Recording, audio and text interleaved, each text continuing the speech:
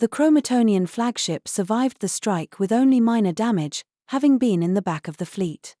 The flagship itself is a humongous beast, with a sleek triangular design over a kilometer in length, dwarfing all the other invading ships. In it, the commander of the fleet resides. He looked upon the field of debris that used to be half his fleet in disbelief, the color of his skin darkening, signifying anxiousness. Everyone else in the room shared a similar feeling, still struggling to process the sight that befell them. Shortly after, the color of the commander's skin then changed once more, transforming into a wonderful display of vibrant lights. It even seemed to glow for a while. "Prime and fire all remaining weapons we have.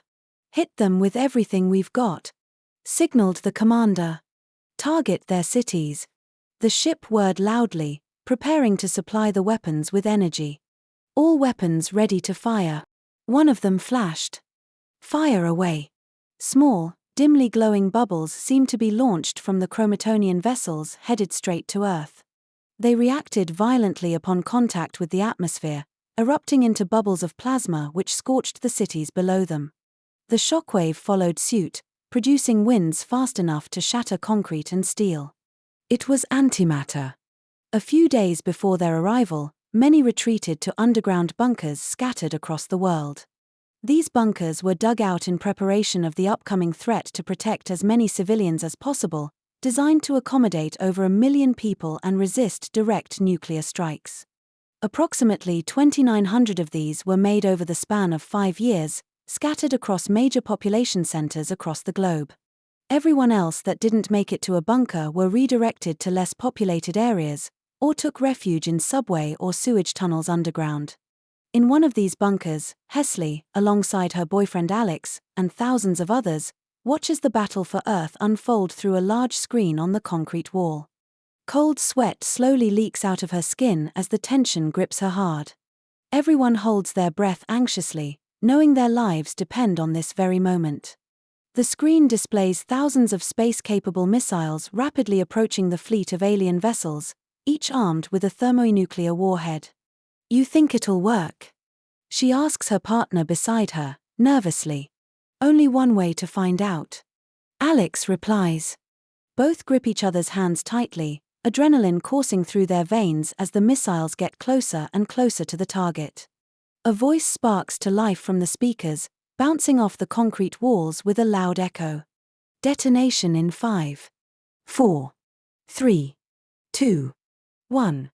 The screen briefly turns entirely white, illuminating the whole room and blinding everyone looking at it. The light slowly fades away, turning yellow, then orange, then red, before the light fully fades away. No one moved, and no one spoke. Detonation successful. The video clears out to reveal an amazing spectacle, showing space debris that used to be shapeships. The crowd quickly erupts into cheering and laughter, and everyone celebrates. The lights from the explosions were visible in the sky, appearing as bright stars that flickered to life before fading away just as quickly. The people outside celebrated too. "We did it!" Both of them screamed in excitement, as they instinctively hug each other. Alex quietly grabs something from his pocket, before lightly tapping Hesley by the shoulder to grab her attention. She turns around to face him and sees him smiling wider than ever, holding something in his hand. It took her a while to connect the dots, but she realized quickly. "Hesley," Alex said, as he got down on one knee. "Will you?" Hesley's heart starts pounding faster than it already was. Alex never got a chance to finish his sentence. "Yes." The people around them seemed to cheer just slightly louder now, as if cheering for them. It was the best day of her life, but she's soon about to find out it'd also be the worst. A deafening siren blared to life, its warnings echoing throughout the room and interrupting their joyful moment. The large screen revealed the presence of still operational ships moving in the background and plowing through the field of debris, launching a series of projectiles towards Earth. The intercom buzzed to life once more. Multiple projectiles headed towards Earth. "Take shelter in the lower levels of the facility immediately." The cheering instantly turned into panic, thousands now running away in total chaos.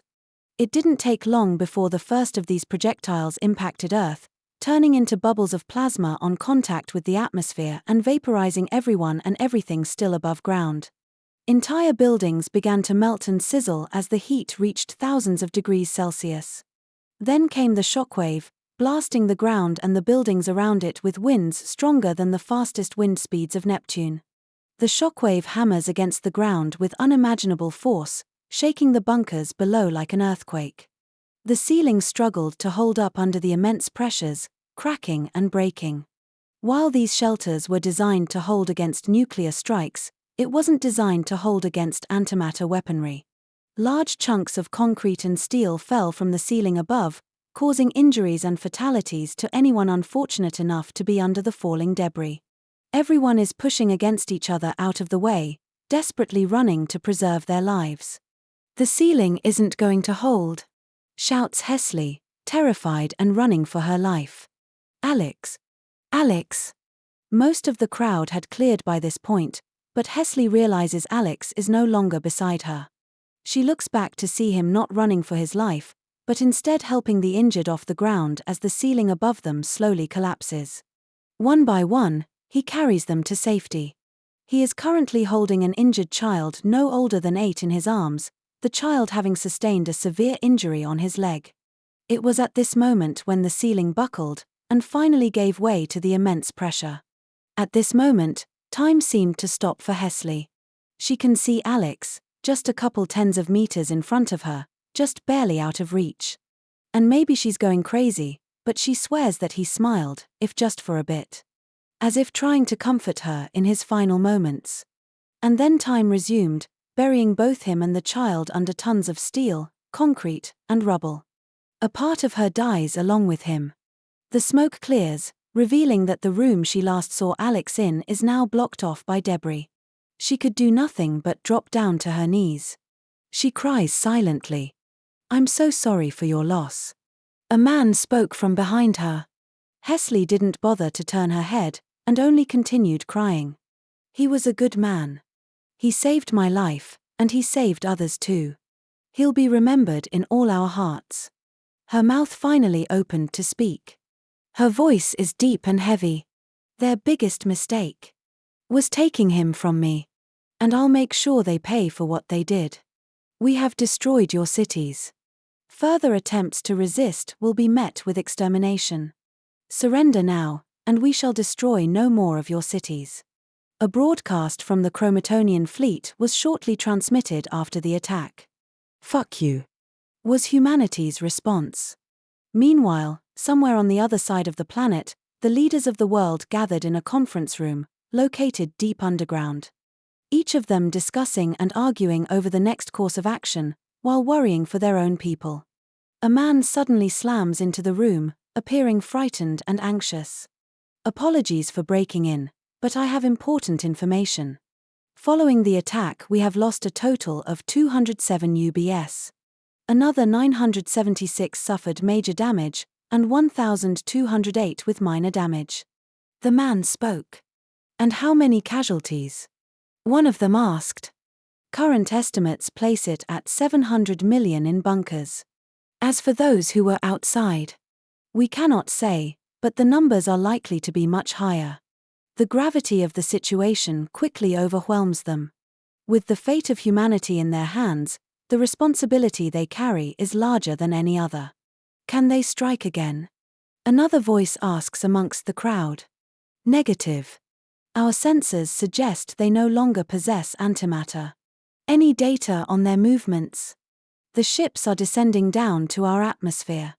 It looks like they're preparing for an invasion.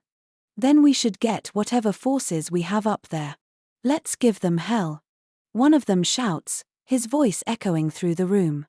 His statement was met with murmurs. But before long, another stands up. "Let's show them who owns this planet." And then another. And another. Before long, millions of troops from every nation emerged from hidden underground military bases all over the world. Along with them came forth the tanks, the artillery, the missiles, and whatever weapons they had left. Weapons they had used against each other just 5 years ago will now be used to protect each other from extinction.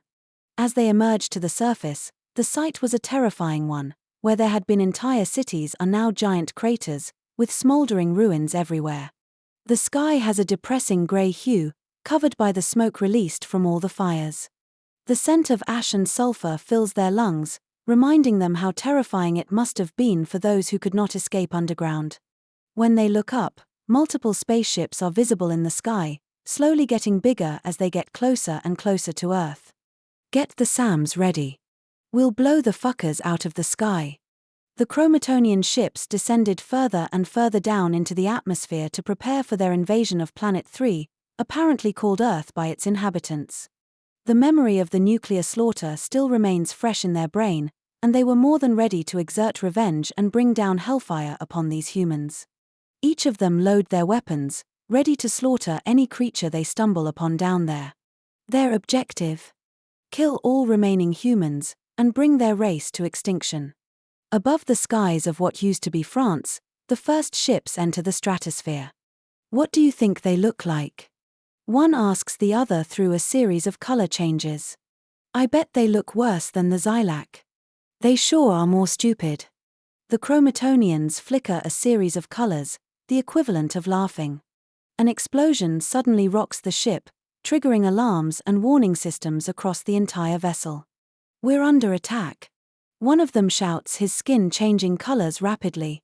The ship begins to descend faster, as one of the engines slowly loses power and fails.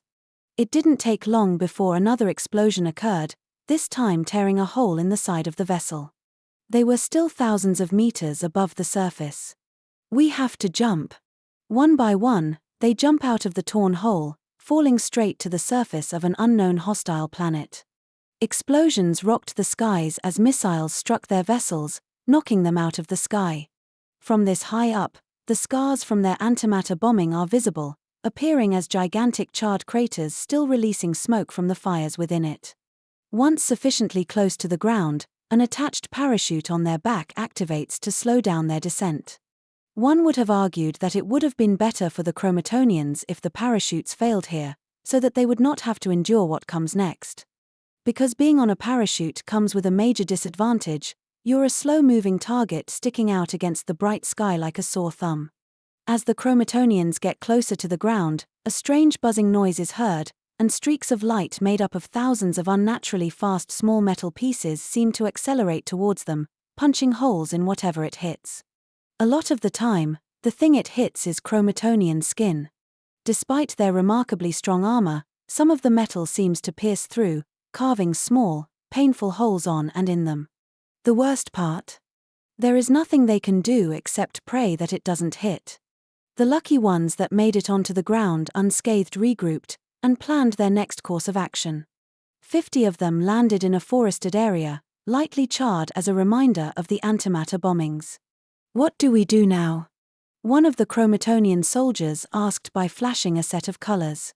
Stick to the mission. Kill the humans. Unexpectedly, a human emerged from the undergrowth beside them, weapon in hand. Down here, the first Chromatonian faced the first human for the first time. The Chromatonians were huge and bulky quadrupeds, covered in thick scales and made up of formidable muscles, nearly 4 times the size of a human. Their weapons were attached on their backs in the form of multiple energy turrets, capable of creating streaks of energy that would melt anything it touches. It can very easily take down a human. Despite their armor and their size, Chromatonians display remarkable speed and agility. Humans, on the other hand, are small hairless mammals, with no remarkably impressive features. They are weak when compared to the Chromatonians. The human fired a few shots to no avail.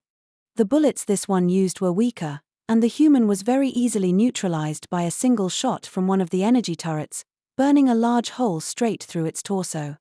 That was easy, one of them remarks. You sure this is what we're fighting against? There aren't any other technological civilizations known on this planet. So it's highly likely. This might be easier than we thought. On their own, Chromatonians are like biological tanks, with weapons on their backs that can easily kill any human. Due to their thick armor, most assault rifles do not penetrate it, and they remain unharmed by regular arms fire. And as such, despite them being slaughtered in the air, Once they reach the ground, they become a formidable force. Only armor-piercing and anti-air rounds seem to be able to do actual damage to them. Even then, they tend to take multiple shots before staying down. A battle erupts on the ground, and the Chromatonians slowly advance with overwhelming firepower and armor. The humans tried to fight back with everything they got, showering the Chromatonian forces with artillery shells and missiles. However, stocks were running dry, and resources were thinning. Supply chains have been disrupted. The humans actually started to lose, being pushed back and amassing catastrophic losses everywhere. The situation was made even more dire when the Chromatonian flagship opened up its bay doors, releasing tens of thousands of unmanned drones to provide close air support, outnumbering what remains of our air force. The situation was dire for the humans. For the Chromatonians, it was a cause for celebration. The humans had a chance to surrender, to submit and preserve their species. Too bad it had to come to this. Armies of Chromatonians plowed through human defense lines, with the humans often suffering twice or thrice as many casualties in each battle. They also seemingly developed a taste for human meat. Furthermore, Chromatonian drones were becoming a nightmare, being difficult to shoot down and compromising entire defensive positions. A week later, and the Chromatonians were in the gates of Paris, or what remains of it. There, an underground shelter home to over 800,000 humans resides, ripe for the slaughter. But humans do things when desperate, unnatural things. Other than being remarkably stubborn, they have a remarkable ability to innovate, to craft new ideas. They also have a hidden biological emergency switch, adrenaline. Meanwhile, the Chromatonians grew overconfident. They had thus far only relied on brute force, with barely any strategy or coordination whatsoever. And if human history has taught anything, it's that strategy and precision are essential to victory. The battle for Earth has just begun.